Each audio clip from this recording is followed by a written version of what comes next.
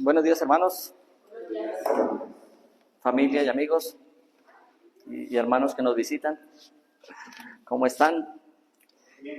Me alegra mucho. Dios les continúe bendiciendo grandemente. Bueno, como siempre, pues es un privilegio, es un placer servirle a la obra de Dios, un placer servirle a la iglesia del Señor, a la iglesia de Cristo, acá en Bosa Carlos Albán. Y bueno, vamos a continuar con nuestro estudio de Génesis. Bueno, vamos a darle paso a la maestra de niños para que pueda pasar con sus bebés. Y entonces teníamos que nuestro hermano Waldo nos explicaba el capítulo el domingo pasado acerca de Génesis capítulo 43, ¿verdad? Y teníamos tarea para el día de hoy de leer Génesis capítulo 44, ¿cierto? Bueno, esta lectura de Génesis ha sido una lectura muy bonita y a veces nos vemos como cortados, ¿no? Uno quisiera contar un poquitico más de la historia, sí, a veces para darle como la idea general a la iglesia. Claramente la historia que estamos viendo ahorita es la historia de José, que es una historia, pues es muy conocida, la dan generalmente en Semana Santa, ¿verdad? Las películas acerca de José, y esa película de José a veces la dan hasta en dos partes, porque como es tan larga, a veces son dos capítulos de 2 horas, de 4 horas es la historia de José que vemos a través de la televisión en Semana Santa en muchas oportunidades.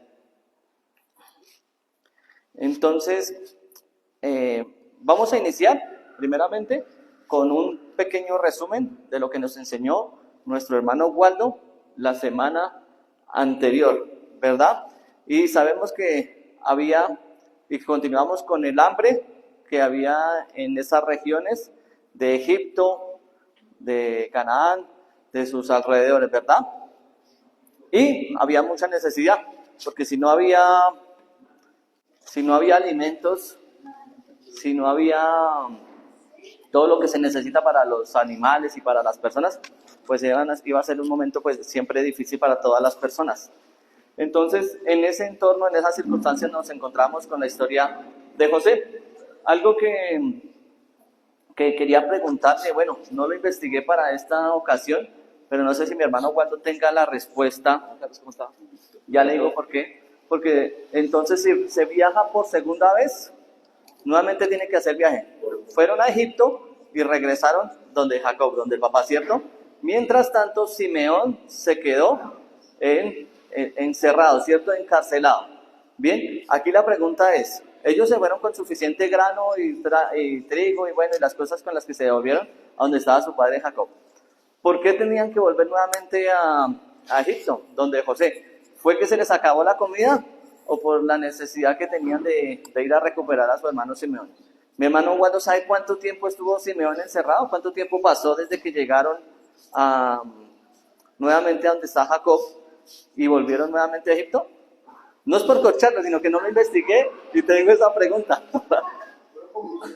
¿6 meses? Ok.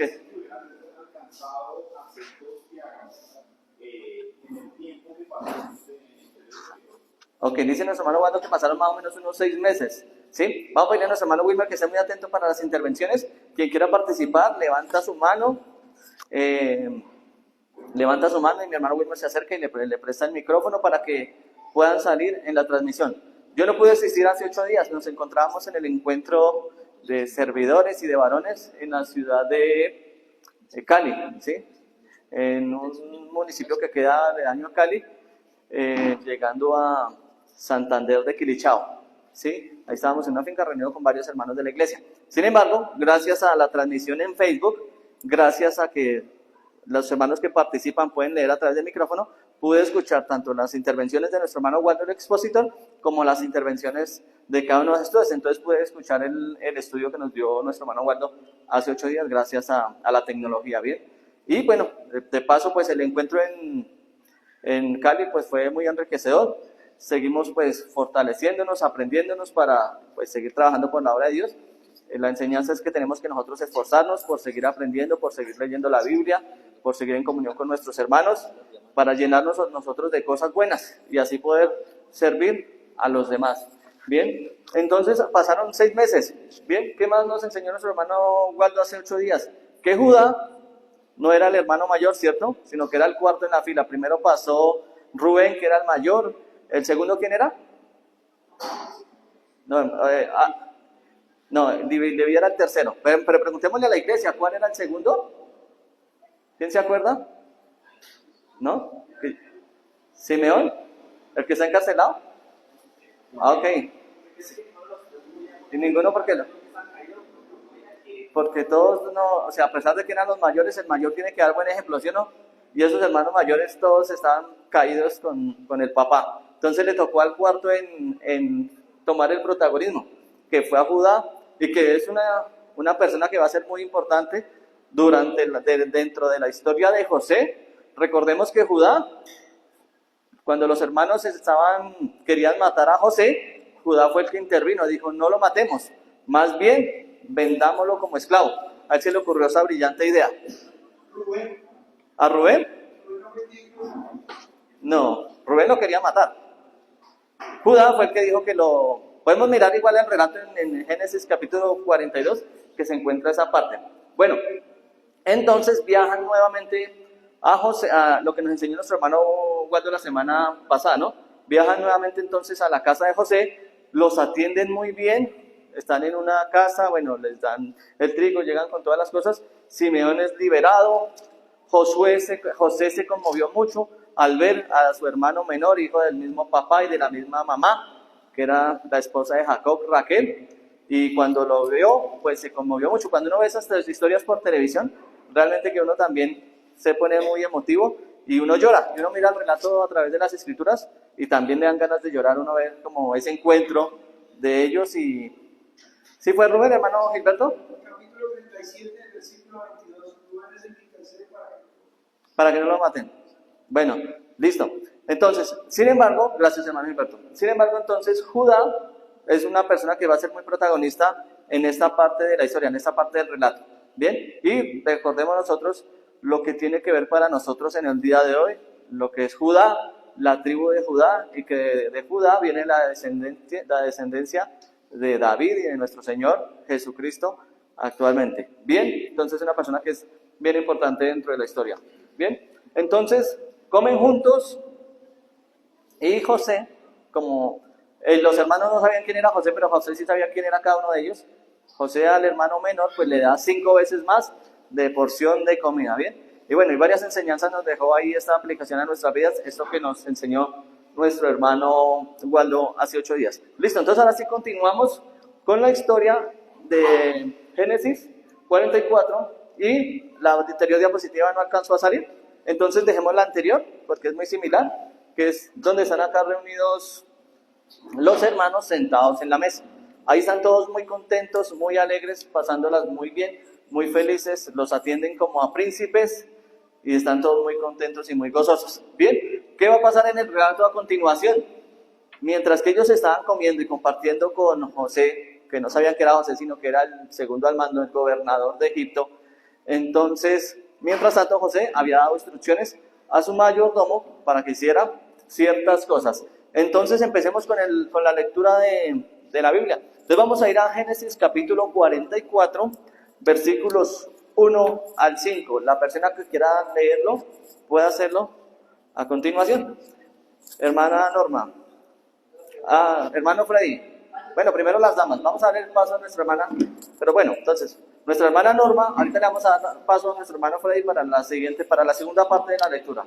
Y la tercera parte de la lectura es bien larga, también necesitamos un buen lector. Adelante, hermana Norma.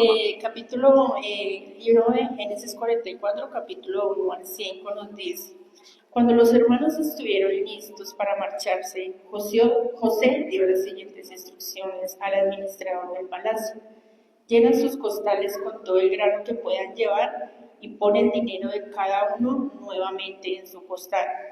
Luego pon mi copa personal de plata en la abertura del costal del menor de los hermanos, junto con el dinero de sus granos. Y el administrador hizo tal como José le indicó. Los hermanos se levantaron al amanecer y emprendieron el viaje con sus burros cargados. Cuando habían recorrido solo una corta distancia y apenas habían llegado a las afueras de la ciudad, José le dijo al administrador del palacio: sal tras ellos y deténlos, y cuando los alcances pregúntales: ¿por qué han pagado mi bondad con semejante malicia?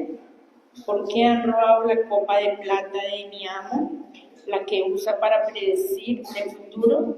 ¿Qué maldad tan grande han cometido? Gracias, hermana Norma. Listo, hermana Norma, si desea participar con la comprensión de lectura, ¿quiere decirnos algo con respecto al pasaje del versículo 1 al versículo 5?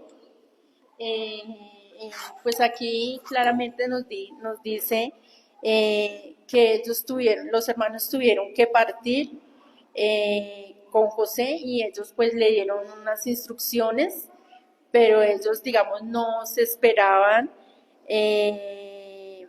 digamos, cuando estuvieron en el recorrido, que solo habían llegado, digamos, a las afueras de la ciudad, y había un administrador del palacio, pero entonces él les indicó que deténlos. Entonces ahí vienen las preguntas en donde decían: ¿por qué han robado la copa de plata de mi amo, la que usa para predecir el futuro? Entonces Listo. dice: ¿qué maldad tan grande han cometido? Gracias, hermana Norma. Sí, ahí empieza a nombrarse un artículo, un objeto muy especial, que incluso en la Biblia que yo tengo, en la nueva traducción viviente, el título principal es la copa de José, ¿sí? Que es como el título principal, porque se empieza a nombrar ese artículo. Hermano Gilberto, adelante. Aquí hay en ese relato para destacar, o por lo menos que yo veo, es como José seguía probando el carácter de sus hermanos. Porque note usted que él envía a su criado con una orden específica: meta en el saco de Benjamín la copa mía.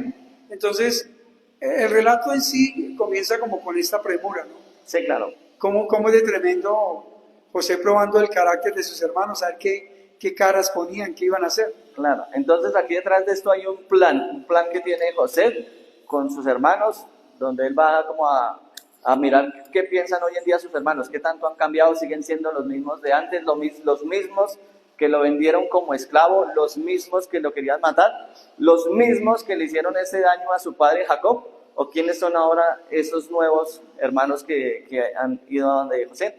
Y claro, se le está dando la orden al criado, el mayordomo. ¿Y qué puede estar pensando el mayordomo en ese momento, no?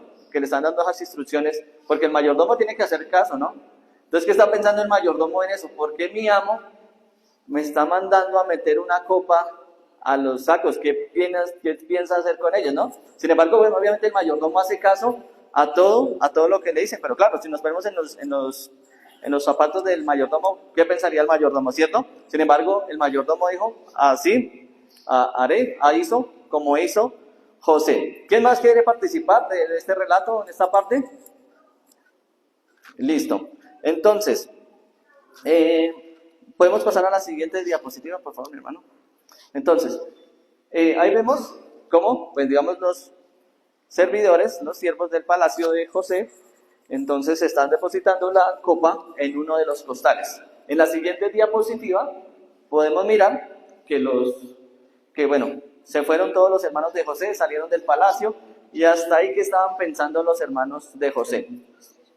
Rubén, Simeón, Judá y todos ellos que venían pensando. Me imagino que en ese momento los atendieron muy bien allá en el palacio, les dieron comida, los ordenaron según de mayor a menor y demás, y hasta ahí iban a llegar muy contentos ante su padre Jacob, ¿verdad? Porque iban a cumplir con la misión. Hasta ahí iban todos muy felices, contentos, yo creo que agradecidos con Dios por todo lo que había pasado hasta ese momento, ¿cierto? De pronto en ese momento estaban muy creyentes y agradecidos con Dios, ¿no? Que a pesar de haber sido tan malos en ciertas cosas, como Dios los ha premiado en ese momento. Pero no se daban cuenta que ya había un plan que tenía José en ese momento. Bien, el mayordomo hizo caso a las instrucciones de José. Y cuando van en camino, les dice que los detenga y que los esculque a cada uno. Y los esculcan en el mismo orden, de mayor a menor, ¿sí? Casualmente el mayordomo, como había pasado la noche anterior con ellos también, y sabía en qué posiciones se habían sentado, también tuvo la retención, la memoria de haber hecho lo mismo de esta manera. Entonces los van a detener. Miremos la siguiente diapositiva. Exacto. Y entonces, vamos a leer primero que todo el relato. Leamos el relato del versículo 5 en adelante. Ahora sí, nuestro hermano Freddy. Y continuamos con la siguiente explicación. Versículos 6 al versículo 13. Es en la versión Reina Valera. Cuando él los alcanzó, les dijo estas palabras, y ellos respondieron: ¿por qué dice nuestro Señor tales cosas? Nunca tal hagan tus siervos. He aquí, el dinero que hallamos en la boca de nuestros costales, te lo volvimos a traer desde la tierra de Canaán. ¿Cómo pues habíamos de hurtar de casa de tu Señor plata ni oro? Aquel de tus siervos en quien fuere hallada la copa, que muera, y aún nosotros seremos siervos de mi Señor. Y él dijo: también ahora sea conforme a vuestras palabras. Aquel en quien se hallare será mi siervo, y vosotros seréis sin culpa. Ellos entonces se dieron prisa, y derribando cada uno su costal en tierra, abrió cada cual el costal suyo, y buscó desde el mayor comenzó y acabó en el menor, y la copa fue hallada en el costal de Benjamín. Entonces ellos regresaron vestidos, y cargó cada uno su asno, y volvieron a la ciudad.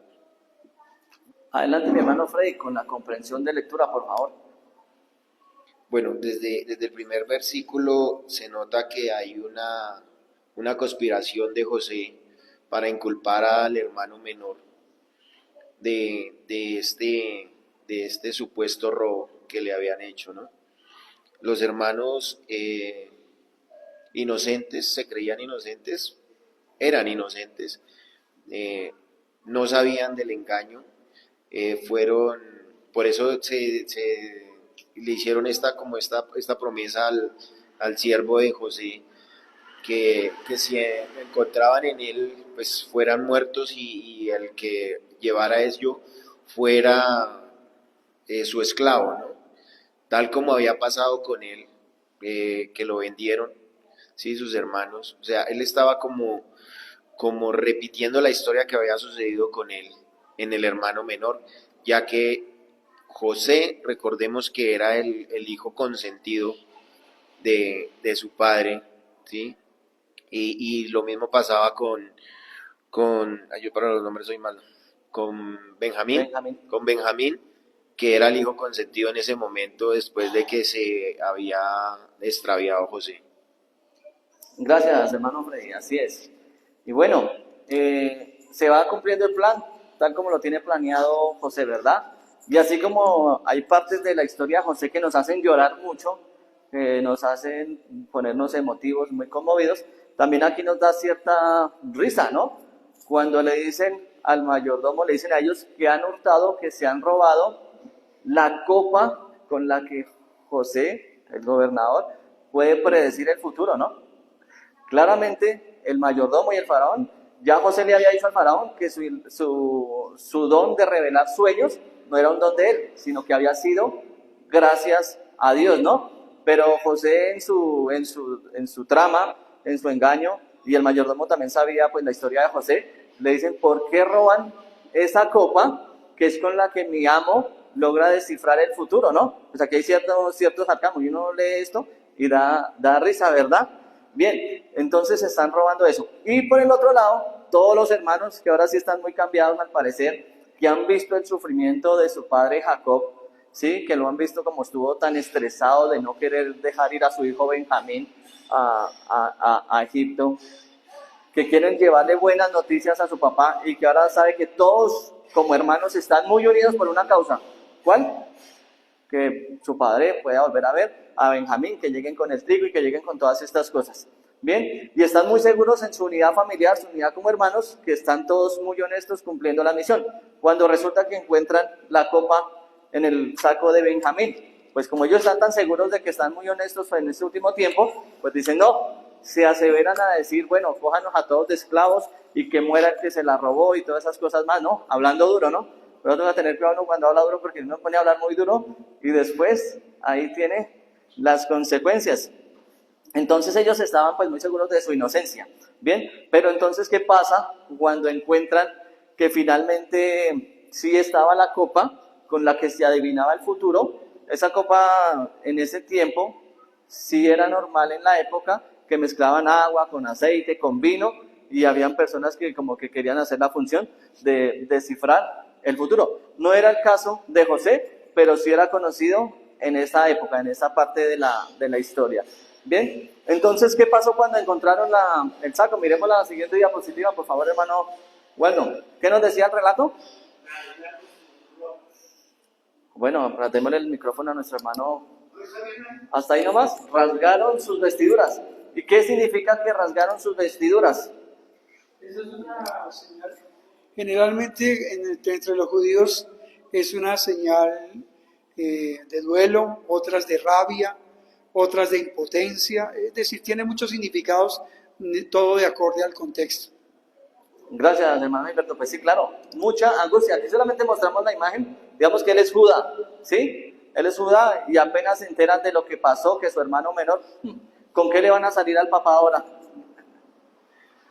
¿Ah? El hijo menor, tantas advertencias que le había hecho, que no lo dejaba ir, que no lo dejaba ir, que no quería perder a su hijo amado de su esposa Raquel, el único que tenía y el que más quería. ¿Ah? Claro, y aparte de eso, bueno, ahí sí todos los hermanos estuvieron en esas discusiones en los capítulos anteriores con Jacob, con el papá, y fueron testigos del sufrimiento que tenía el papá. Fueron testigos cuando supuestamente un animal salvaje se había comido y había matado a José, vieron el sufrimiento que había pasado su papá Jacob. También habían visto el sufrimiento por la muerte de su esposa Raquel, ¿verdad? Entonces, ellos querían algún sufrimiento más para el papá, ¿no? Pues claro, de una vez viene la angustia, la preocupación, la desesperación.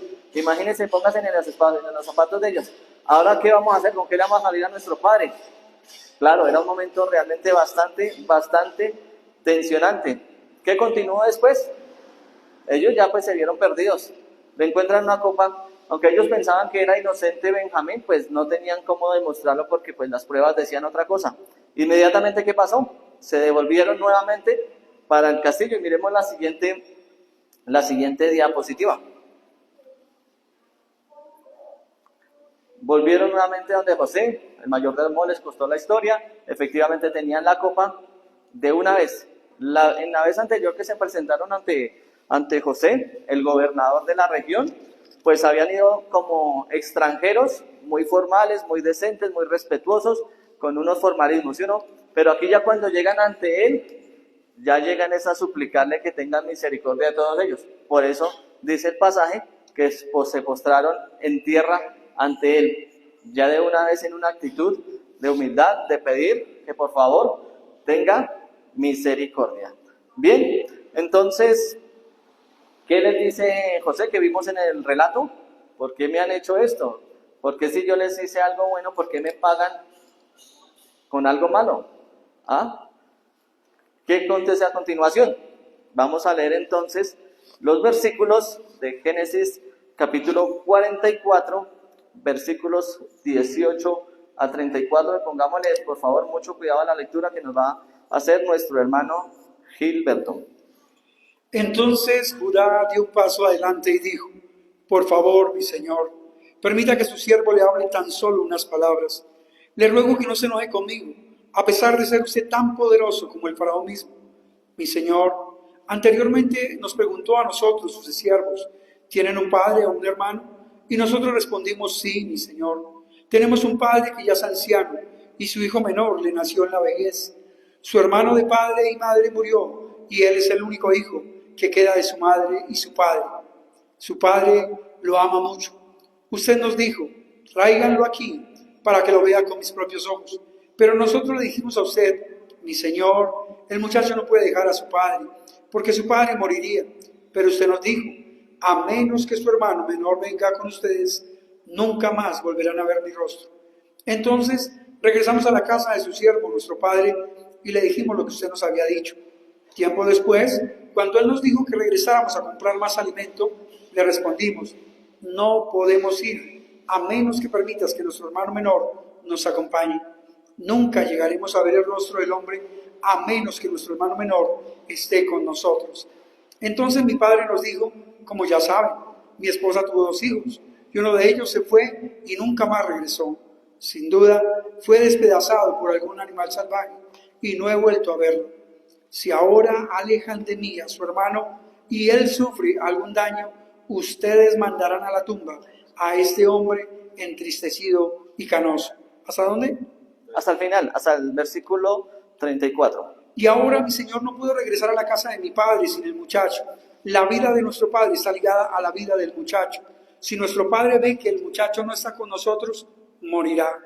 Nosotros, sus siervos, ciertamente seremos responsables de haber enviado a la tumba a ese hombre entristecido y canoso. Mi señor, yo le garanticé a mi padre que me haría cargo del muchacho. Le dije que si no lo llevaba de regreso, yo cargaría con la culpa para siempre. Por favor, mi señor, permita que yo me quede aquí como esclavo en lugar del muchacho y deje que el muchacho regrese con sus hermanos. Pues, ¿cómo podré regresar y ver a mi padre si el muchacho no está conmigo? No podría soportar ver la angustia que le provocaría a mi padre. Gracias, hermano Gilberto. Comprensión de lectura, hermano Gilberto. Pues hermano, palabras más, palabras menos, aquí vemos lo que se antepone a lo que ellos inicialmente hicieron con su hermano José. Por José no dieron un peso, por este estaban dispuestos a dar la vida. Entonces, eso es lo que... Gracias. Y este es un discurso que da Judá, que toma la vocería, que dijimos que era el cuarto al mando, que tomó ya pues como el liderazgo acá dentro de los hermanos, ¿sí? Y es el discurso más largo que se encuentra de una persona en el Antiguo Testamento, ¿bien? En esa parte de la historia. Y lo que hace es contar y relatar toda la historia de ellos. Intentar conmover a José, aunque José ya sabía todo, estaban intentando conmoverlo para que tuviera misericordia. Nombra la palabra Padre aquí en esta oportunidad, como unas 14 veces, no recuerdo cuánto es la cifra que nombra al Padre, para que más que tuviera misericordia por ellos, que tuviera misericordia por el Padre de ellos, porque ciertamente si no regresaban con su hijo, Benjamín, el Padre claramente moriría. Y termina el versículo, pues con esa parte, el versículo 34, porque ¿cómo volveré yo a mi padre sin el joven? No podré ver el mal que sobrevendrá a mi padre. Claramente en todas las partes donde le está exponiendo las razones por las cuales debe tener misericordia o pueda tener misericordia, es porque el padre ciertamente iba a morir. Hermano Freddy, adelante. Sí, hermano, en la conclusión del relato se ve el arrepentimiento que tiene Judá por haberle causado primero tan mal al papá, por haberlo engañado con José de esa manera. Entonces, él primero pensaba en su padre que volverlo a engañar. Sí, claro, aquí vemos una cierta forma de... ¿Podemos pasar a la siguiente diapositiva, hermano Walter, por favor? Aquí vemos pues la recriminación que le hace el faraón, el segundo al mando, el casi faraón, a Judá, ¿sí?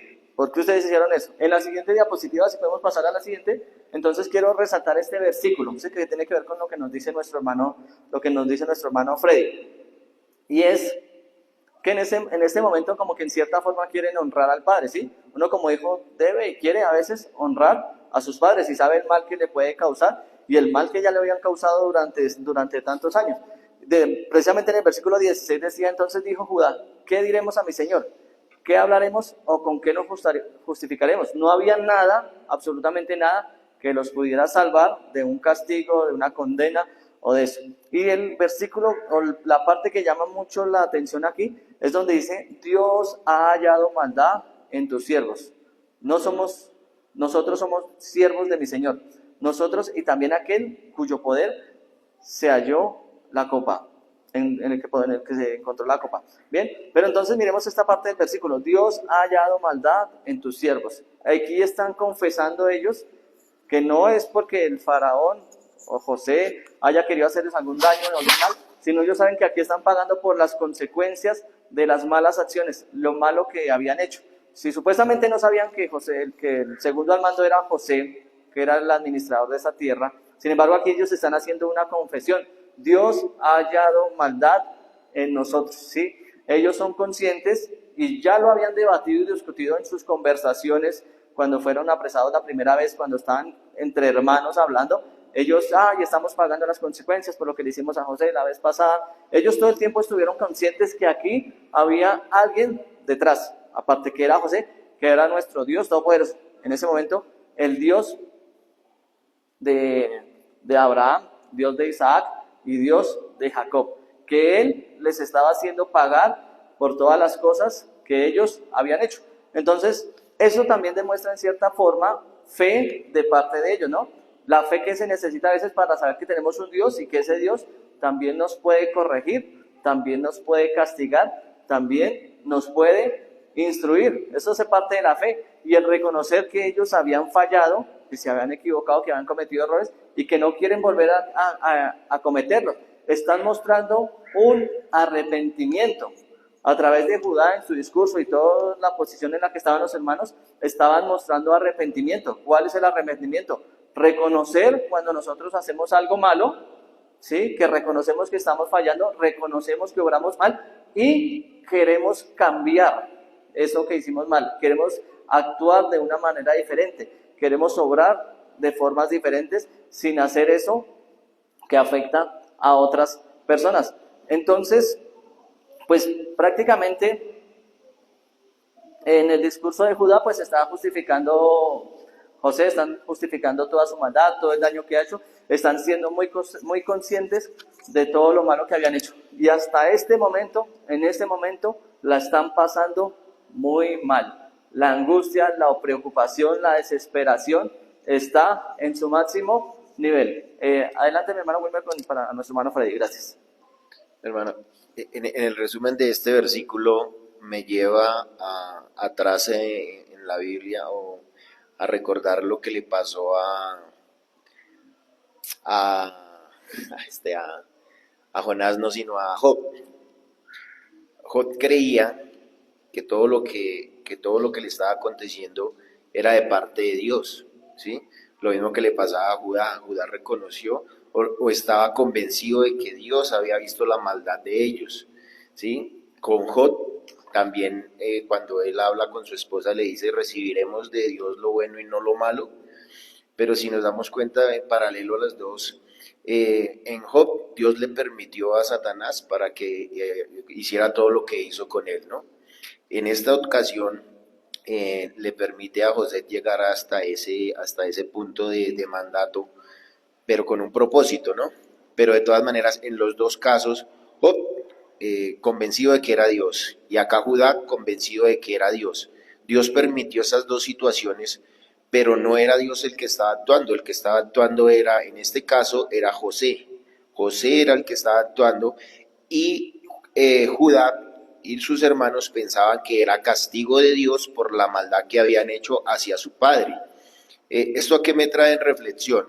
Que muchas veces he escuchado que las situaciones que nos suceden en nuestras vidas es que Dios nos está castigando, pero muchas situaciones en las cuales nosotros nos encontramos en condiciones difíciles no es porque Dios nos esté castigando, sino que el acontecimiento o el desenlace de nuestros hechos es lo que nos llevan a pagar por esas consecuencias, y Dios lo permite. No es que sea castigo ni que Dios haya visto la maldad de nosotros, sino que el mismo trascender de nuestro engaño, de nuestras cosas, nos llevan a situaciones que pareciera que Dios nos está castigando. Por decir algo, nosotros, lo voy a hablar en términos personal, nosotros no le dimos una educación espiritual correcta a nuestros hijos y nuestros hijos se desviaron de la fe. No reconocen a Dios, no, y andan en el mundo, y uno dice: es que Dios, o porque lo hacen ver así, le dicen: es que Dios vio mi maldad y mi mal comportamiento y mi pecado en la vida antes de que me hubiera convertido al cristianismo, y no es así.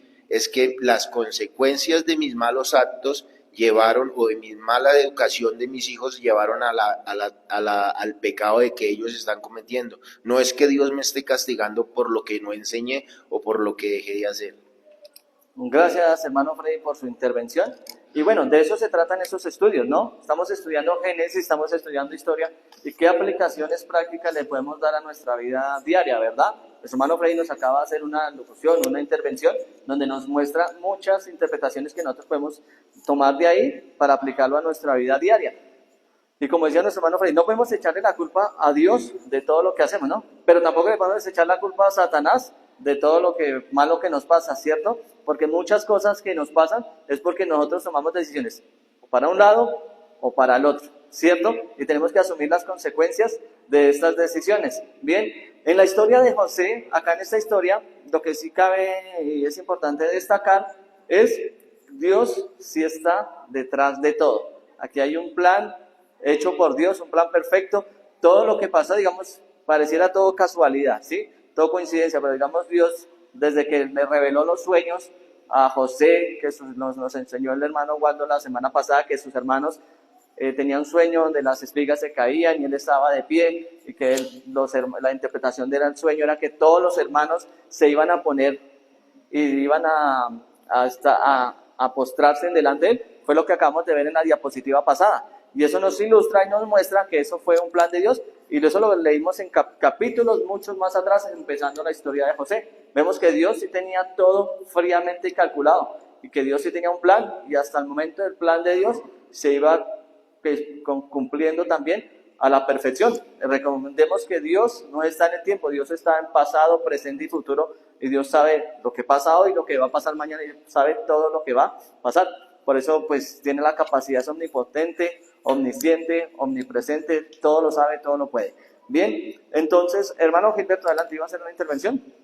Dos cositas. La primera, Dios tiene el control de todo, que no nos quepa la menor duda. Sí, claro que sí. En el pasado, en el presente y en el futuro, siempre tiene el control de todo. Que deje algunas cosas a diversas situaciones, diversos personajes, es distinto. Y dos, siempre es una ley divina que todo lo que el hombre siembre, todo eso mismo va a recibir. Gracias, hermano Gilberto. Hermano, cuando podemos seguir con la siguiente diapositiva, por favor.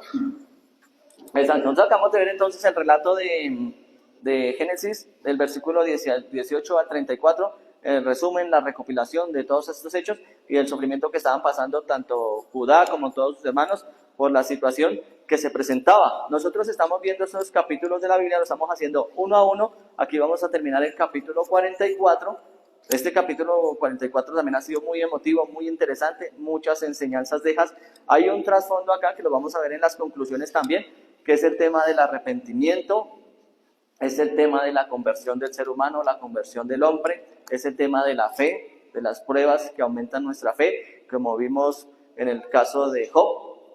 Después Job siempre estuvo firme, ¿no? Pero su fe cada día fue aumentando. Lo vimos también en la vez pasada con el caso de Jonás. Siempre todas esas tribulaciones, problemas que tenemos, también hacen que nuestra fe aumente. Y en este caso, en esta historia, en ese relato de sus hermanos, todos ellos han sido personas que se han comportado muy mal.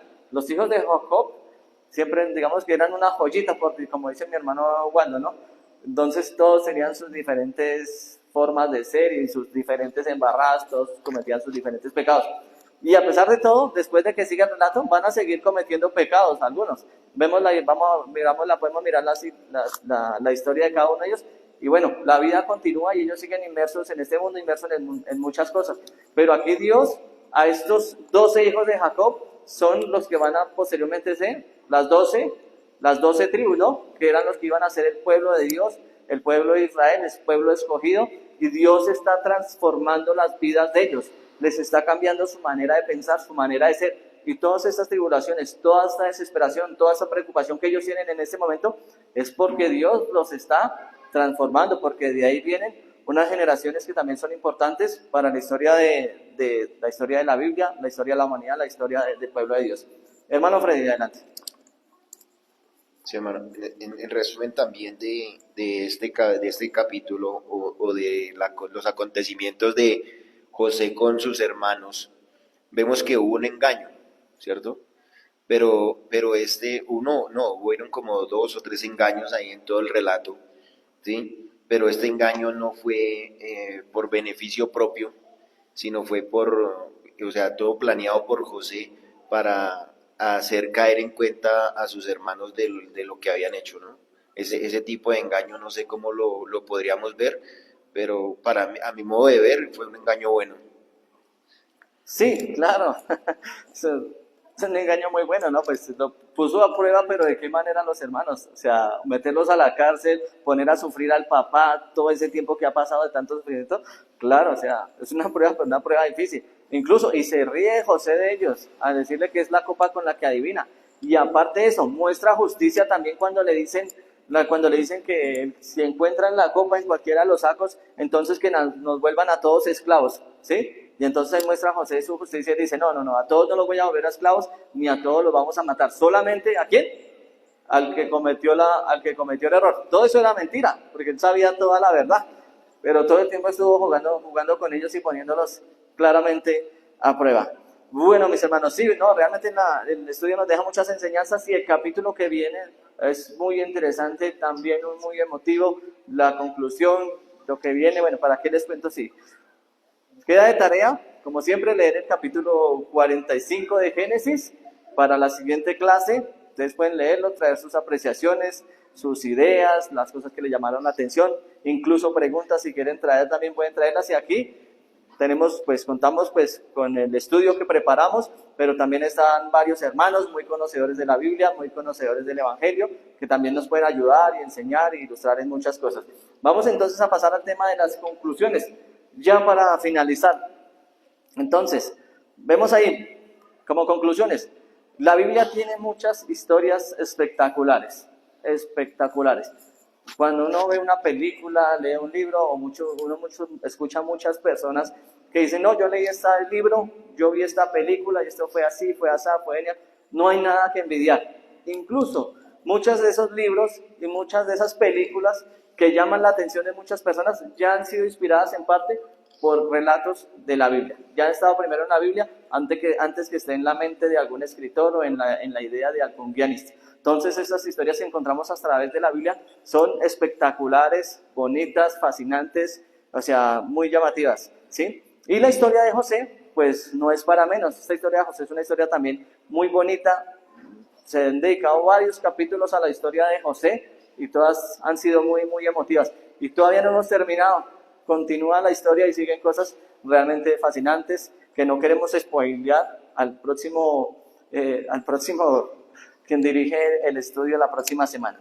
Entonces, como lo leíamos y como estamos en sus intervenciones, las pruebas en la vida nos transforman, aumentan nuestra fe. Todas estas dificultades que han tenido los hermanos de José, pues han ido cambiando su vida, han ido aumentando su fe, han ido cambiando su manera de pensar. Antes eran egoístas, no les importaba lo que pensara el papá, podían pensar en que podían matar a una persona y no les dolía nada. En ese momento, ya con todo lo que les ha pasado, con ver el sufrimiento de su padre, pues realmente se han sensibilizado y han caído en cuenta que lo que habían hecho y como estaban obrando estaba mal. Y a nosotros en nuestra vida diaria también nos pasa lo mismo.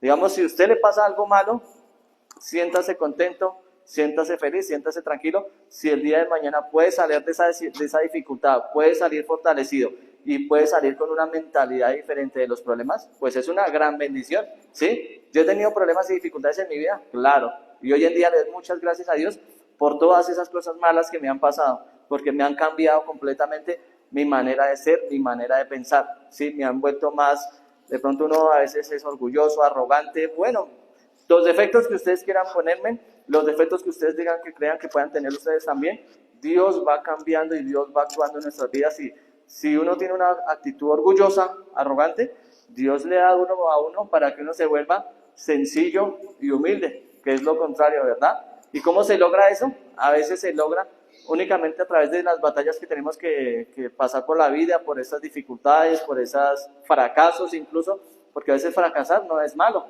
fracasar tiene su parte buena, y es todo lo que ocurre después de que uno fracasa en ciertas cosas.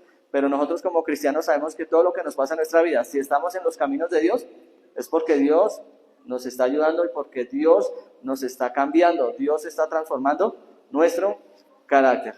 Bien, ¿qué tenemos que hacer? Se busca llegar a la conversión y al arrepentimiento, que es una conclusión que nosotros vemos acá de los hermanos de José. Se están cambiando, se convirtieron completamente, totalmente arrepentidos. Y cuando nosotros tengamos esas dificultades, si esas tribulaciones, si esos momentos difíciles, si esas angustias, si esos momentos de depresión por lo que nos pasamos, nos llevan a los pies de Jesucristo, pues bienvenido, maravilloso. Ese es el propósito, que tenemos que nosotros rendirnos a los pies de Jesucristo, llegar a los caminos de Él y empezar una nueva vida con Él, dejar nuestra vieja naturaleza, dejar nuestro pecado y nuestras cosas malas atrás y empezar un nuevo trasegar por esta vida. Otra conclusión que vemos acá es que aceptamos que tenemos un Dios que nos corrige. Es bonito que nos sintamos castigados a veces, porque cuando nos sintamos castigados sabemos que hay alguien que nos está castigando y dice que nos castiga es porque nos quiere también, ¿verdad? Y es nuestro Dios todopoderoso. Entonces, si a usted no lo han castigado, porque no lo quieren. Bueno, entonces a que nos castigan es porque nos quieren. Entonces sintámonos contentos de saber que tenemos un Padre que cuando ve que de pronto no estamos cogiendo el camino correcto, pues nos corrige, nos castiga, nos endereza, porque nos quiere, porque nos ama. Bien, y casualmente las personas que se arrepienten se terminan convirtiendo en mejores personas. Una persona arrogante, que ya deja de ser arrogante, que se vuelve más humilde, es una persona buena para la sociedad, ¿verdad? Es una mejor persona en el diario vivir, en la cotidianidad. Entonces, que nos arrepintamos de las cosas malas que hacemos, que reconozcamos nuestros errores, nos convierte en mejores seres humanos, y eso también lo aprendimos en la historia de los hermanos de José.